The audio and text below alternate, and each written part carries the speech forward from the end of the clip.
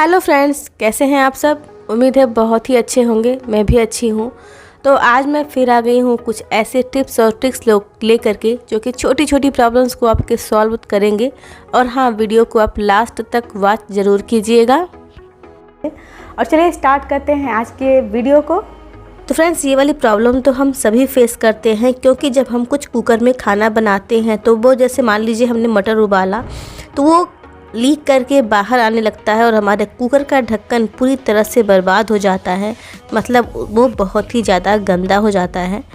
तो इसके लिए थोड़ी सी जुगाड़ लगा लेते हैं। लेते हैं एक न्यूज़पेपर। आप एल्युमिनियम फॉयल भी ले सकते हो, लेकिन न्यूज़पेपर अच्छा है, बार बार इसे आप फेंक सकते हो। इस तरीके से आप फोल्ड कर दीजिए। कुकर की साइज, ढक्कन की साइज ले लीजिए और कैंची से काट करके गोला सा न्यूज़पेपर का टुकड़ा तैयार कर लीजिए इस तरीके से। और सीटी में ऐसे आप इसको डाल दीजिए। इसके बाद इस पर आप ढक्कन लगा दीजिए। और कुकर में अब इसके बाद आप कोई भी चीज़ पकाएंगे ना तो जो ढक्कन के ऊपर तो आएगी, लेकिन डायरेक्ट ढक्कन के सरफेस पर न पहुंच करके न्यूज़पेपर के सरफेस पे पहुंचेगी। गंदा करेगी तो केवल न्यूज़पेपर को। तो है ना कमाल की ट्रिक। बात करते हैं दूसरी ट्रिक की। ये है धागों को लेकर के। अगर आप भी धागों को ऐसे रखते हैं और धागे आपस में उलझ जाते हैं तो बस ये वाली ट्रिक तो आपके लिए ही है। हम क्या करते हैं, जब धागे खाली होने रहते हैं तो हम उनका कार्टन ऐसे फेंक देते हैं। बिल्कुल मत फेंकिए, उसको लीजिए और यूज करने के बाद ये जब कार्टन बचता है ना तो आप इसे कैंची की हेल्प से इसका 3 पार्ट कर लीजिए। 4 पार्ट मत कीजिएगा, थोड़ा छोटा हो जाएगा। 3 पार्ट सही रहेगा। तो यहाँ मैंने इसे कैंची की हेल्प से 3 पार्ट कर लिया है। ये देखिए उछल के ये भाग रहा है तो मैंने इसे पकड़ लिया। अब इन 3 पार्ट्स को कैसे यूज करना है मैं आपको ये बताती हूँ। तो कैंची से, अब छोटी वाली कैंची मैंने ले ली है और इस तरीके से इसके को सेंटर से ऐसे कट कर दिया है। कट करने के बाद धागे का वो सिरा, जहाँ पे धागा का जो सिरा होता है उस जगह पे हम इसको ऐसे लगा देंगे। ऐसे करके आपके पास जितने भी धागे हों, अब जब धागे का जो कार्टन खाली होता जाता है तो उसे लीजिए और इस तरीके से आप लगा दीजिए। और लगा करके सभी धागों को आप जब एक साथ रखेंगे तो आप कितना भी इधर उधर कर लीजिए, ये धागे आपस में उलझने वाले नहीं हैं। बहुत ही सिंपल सी ट्रिक है और बहुत ही कमाल की ट्रिक है। तो छोटी छोटी चीज़ें हमारे काम को इतना आसान बना देती हैं ना कि मज़ा आ जाता है उस काम को करने में। तो है ना बहुत ही ज़्यादा यूज़फुल ट्रिक। चलते हैं नेक्स्ट ट्रिक की तरफ। तो झाड़ुओं को लेकर के ये है।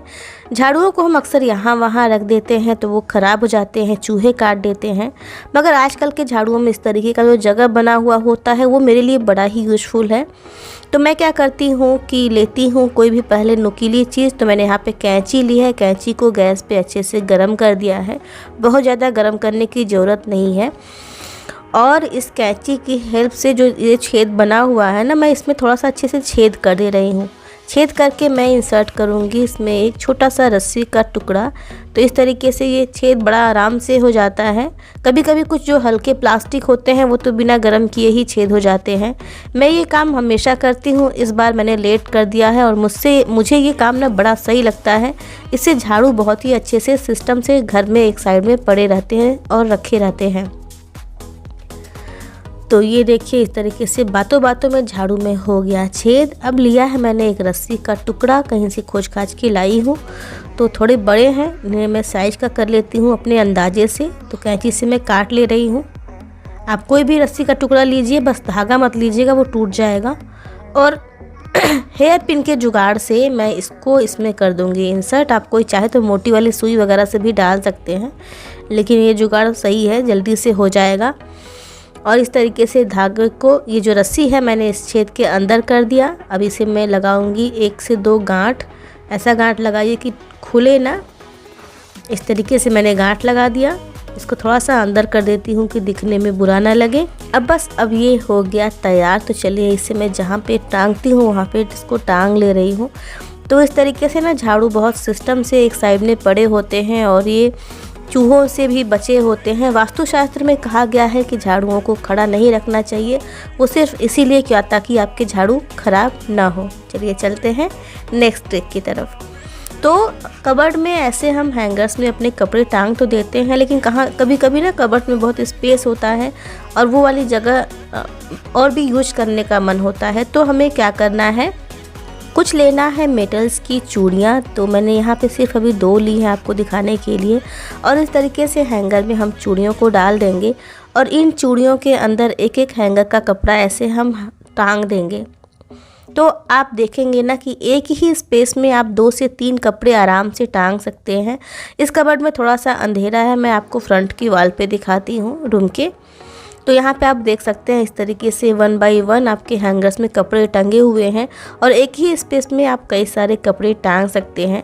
तो जहाँ पे भी थोड़ी सी प्रॉब्लम है घर की, रूम की, वहाँ पे आप इसे अच्छे से ऑर्गेनाइज कर सकते हैं। तो चलिए चलते हैं नेक्स्ट ट्रिक की तरफ। तो फ्रेंड्स, ये वाली ट्रिक आप में से बहुत लोग को पता होगी, मुझे यकीन है, मगर जिन्हें नहीं पता उनके लिए ये प्रॉब्लम क्रिएट करती है।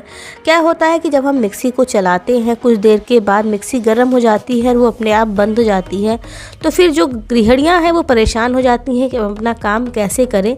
तो घबराने की ज़रूरत बिल्कुल भी नहीं है। मिक्सी के निचले पार्ट में एक बटन दिया होता है। इस बटन को अगर आपने प्रेस कर दिया, थोड़ा सा आपको दबा देना है 1 सेकेंड के लिए, तो हमारी मिक्सी फिर से रन करने लगती है और वो दिक्कत नहीं करती।